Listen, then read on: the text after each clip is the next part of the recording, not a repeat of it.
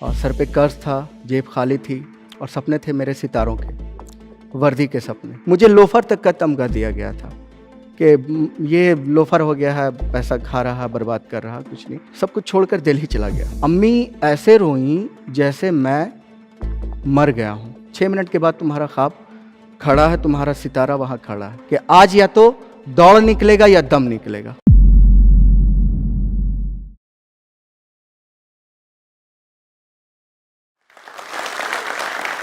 मैं जहाँ से आता हूँ वहाँ पर लोग सऊदी जाकर काम करने के बारे में सोचते हैं, अपना घर चलाने के लिए। अफसर बनना तो दूर की बात, मेरे कई सारे दोस्तों ने यही किया और यही प्लान मेरे लिए भी किया गया था। बट मेरा सपना था वर्दी पाने का, क्योंकि वर्दी की बात ही कुछ और होती है और हमेशा से मुझे यही लगा कि मैं इसी के लिए पैदा हुआ हूँ। Hello everyone, my self is Haider Ali and I am belonging from Sheikhpura district in Bihar. Currently मैं बिहार एक्साइज पुलिस में as a sub inspector posted हूँ। और ये जो मेरी जर्नी है वो थोड़ी सी टिपिकल रही और थोड़ा हर्डल्स मेरे सामने आए। मैंने अपनी स्कूलिंग शेखपुरा से ही की है और मेरे फादर का दूध का बिज़नेस था वहाँ पे, मेरे भैया का दिल्ली में बिज़नेस था।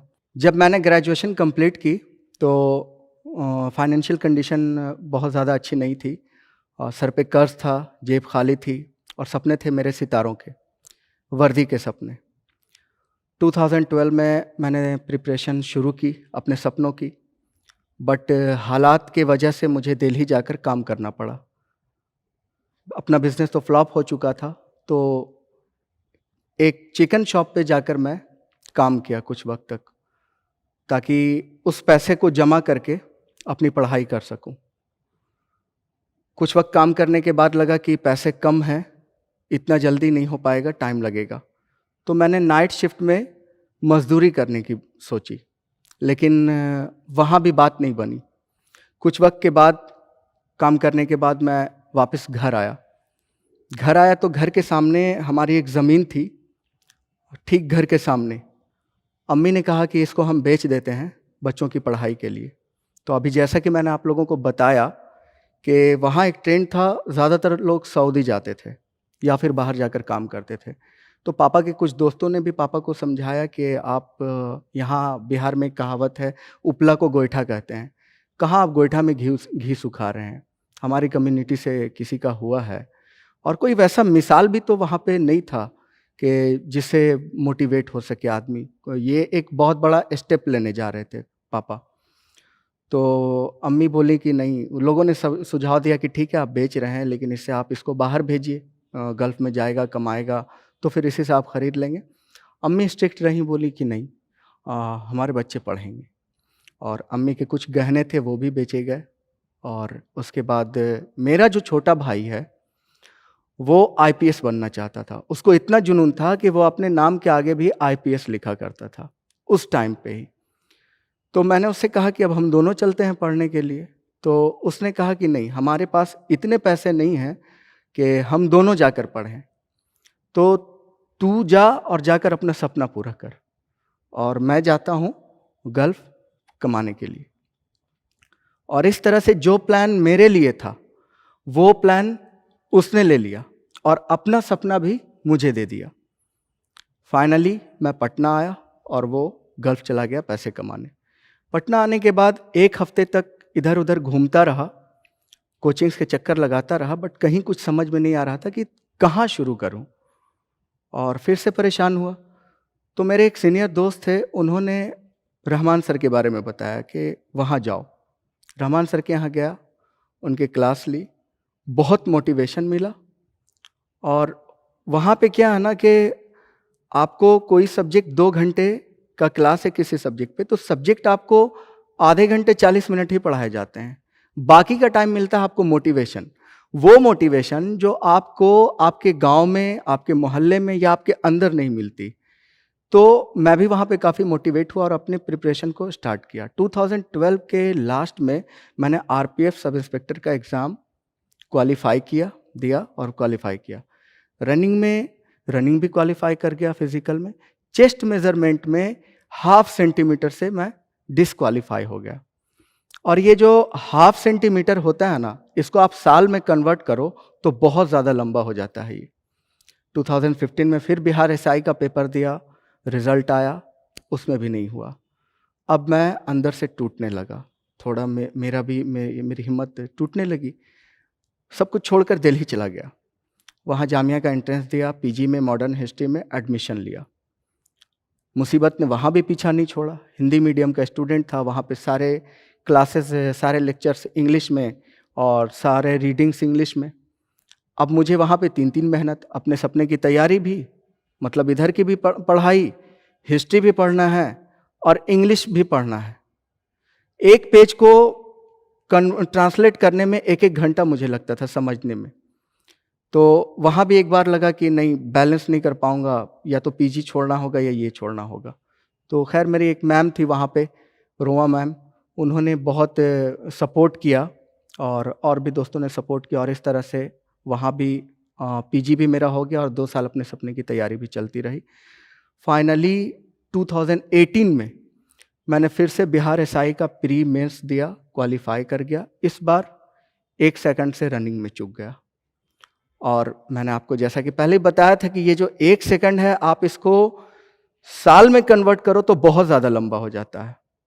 सपने टूट गए, और सपने सिर्फ मेरे ही नहीं टूटे, मेरा फिजिक अच्छा था, घर वालों को लगता था कि इजी हो जाएगा सब कुछ, तो मेरे साथ साथ घर वालों के भी सपने टूटे।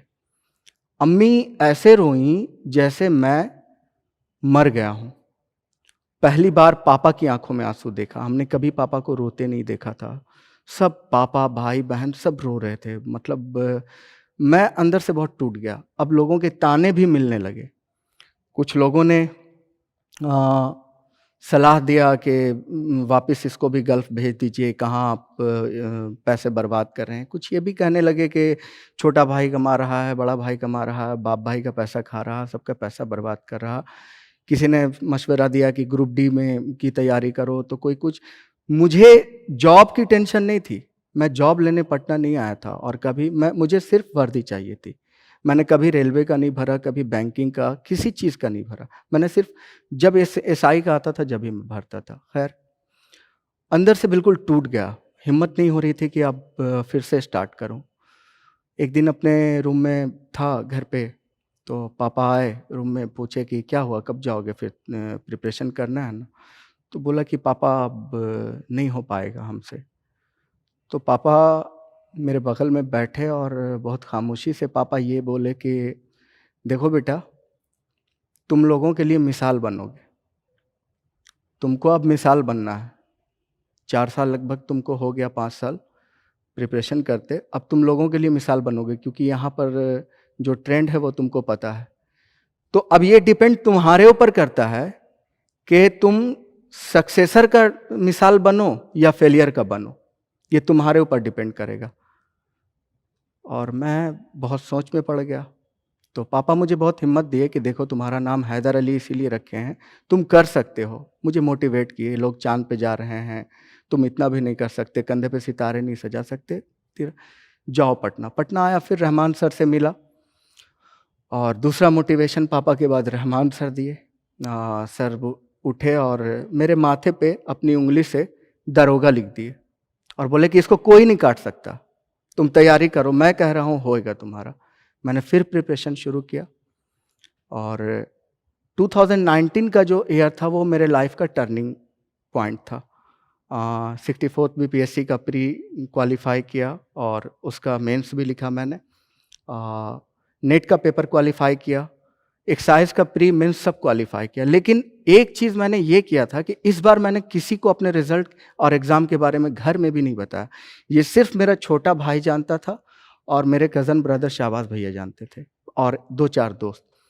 क्योंकि डर ये था कि फिर सपने टूटेंगे, फिर सबका दिल टूटेगा। हज भवन से कॉल आया फिज़िकल के लिए, लियाकत सर वहाँ पे कोऑर्डिनेटर, उन्होंने कॉल किया कि आप आइए यहाँ फिज़िकल की प्रिपरेशन के लिए। गया वहाँ पे, वहाँ भी फ्री ऑफ कॉस्ट प्रिपरेशन कराई जाती है और बहुत मोटिवेट किया जाता है, कोचेज़ बहुत मेहनत करते हैं। हमारे ऊपर भी किया गया। 1 महीना लगभग हमारे पास टाइम था प्रिपरेशन के लिए, बहुत हार्ड वर्क कराया गया। एक दिन में 20 किलोमीटर दौड़ाया जाता था, और किसी दिन 3-3 टाइम दौड़ाया जाता था हम लोगों को। इसी तरह चलता रहा। किस्मत इस बार भी आज़मा रही थी बहुत ज़ोरदार तरीके से। 1 हफ़्ता जब बचा फ़िज़िकल के लिए, तो मुझे फ़ीवर आना शुरू हो गया और सर लेकर गए डॉक्टर के यहाँ।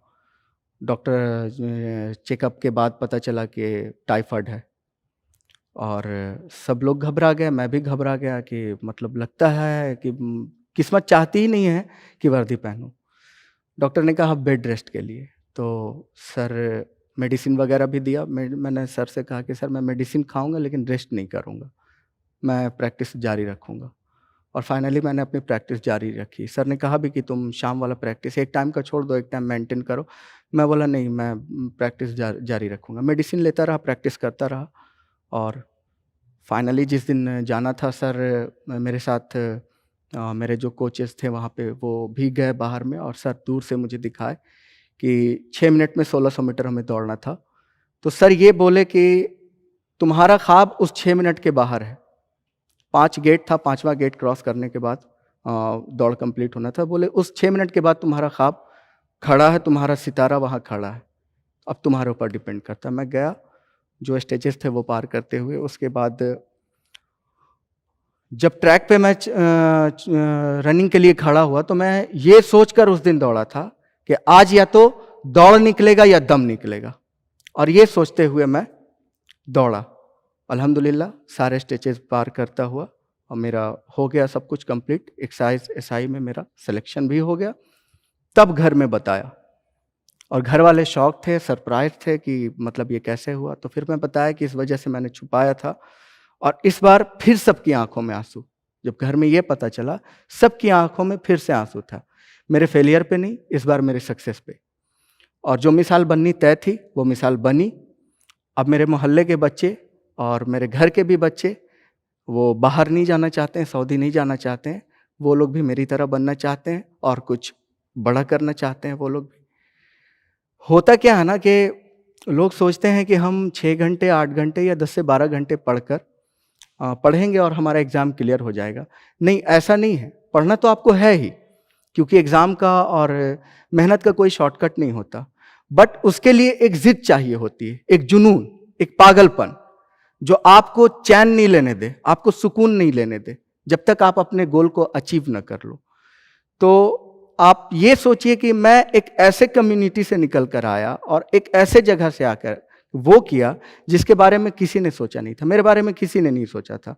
मुझे लोफर तक का तमगा दिया गया था कि ये लोफर हो गया है, पैसा खा रहा, बर्बाद कर रहा, कुछ नहीं। मैंने वो किया। इतने सारे फेलियर्स के बाद जब मैं कर सकता हूं तो आपको क्या रोक सकता है? बस खुद पे मेहनत, अपनी मेहनत पे भरोसा रखिए। पहले ये सोचिए कि मुझे ये करना है, मैं इसी के लिए पैदा हुआ हूं, और एक वे कोई पकड़िए। ये नहीं कि ये भी फॉर्म भर रहे हैं, वो भी फॉर्म भर रहे हैं, उधर भी भाग रहे हैं, उधर भी भाग रहे हैं। अपना एक टारगेट गोल कीजिए कि हाँ मुझे ये चाहिए, और उसके लिए फिर आप दिन रात लग जाइए। चाहे कितने भी मुश्किलात आए, मुझे इससे डिगना नहीं है, हटना नहीं है। एक जिद, एक आग, एक जुनून, वही आपको रिजल्ट दिलाएगा। बस यही कीजिए, खुद पे भरोसा रखिए और चलिए आगे। आपका भी रिजल्ट होएगा, आप भी अपने टारगेट को अचीव करेंगे। आप भी कल यहां आकर खड़े हो सकते हैं। लगता था शायद मैं आईएएस बन भी जाऊं तो मुझे इंग्लिश शायद नहीं बोल पाऊंगा।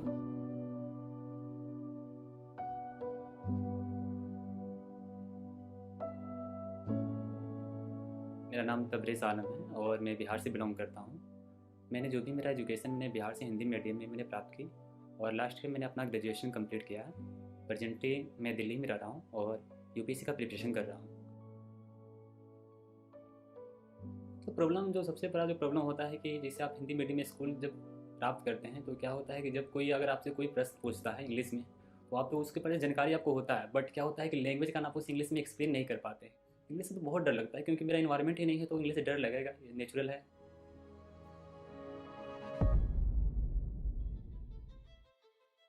मैंने जो स्किल एप्लीकेशन के बारे में मैंने सुना, तो मैंने जिस स्किल के बारे में सुना और जाकर उसे इंस्टॉल भी किया था और मैंने उसकी जो भी प्रोसेस है मैंने उसे जाना और इंग्लिश स्पीकिंग कोर्स के लिए मैंने क्लास स्टार्ट कर दिया।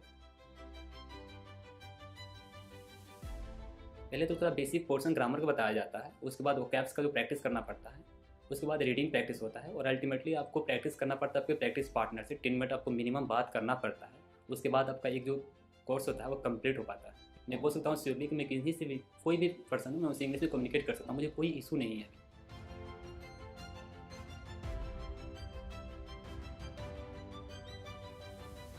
सो जोश स्किल ने काफ़ी हेल्प किया मेरी कम्युनिकेशन स्किल को इम्प्रूव करने में। So that why today I am here. So first of all I would like to thank Josh skill who really helped me a lot to improve my communication skill. Thank you, Josh. And finally, I would like to say, education is the most powerful weapon which you can use to change the world. Thank you.